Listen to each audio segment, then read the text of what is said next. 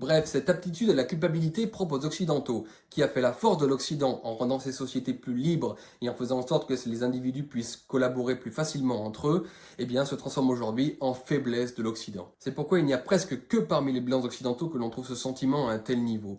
Le petit jeune qui aujourd'hui partage du Black Lives Matter ou du White Privilege, toutes ces conneries, ne sait pas tout ce que je viens de vous dire. Il pense vraiment, lui, agir par bonté et par justice, sans savoir qu'en fait cet instinct de culpabilité qui le fait agir est un instinct qui a été sélectionné dans sa civilisation à lui pendant des millénaires, et que cet instinct qu'il a très profondément, les autres peuples l'ont pas, ou en tout cas l'ont beaucoup moins. Et d'ailleurs, beaucoup d'autres peuples ont compris là qu'il y avait un coup à jouer sur cette faille béante que le christianisme ne comble plus.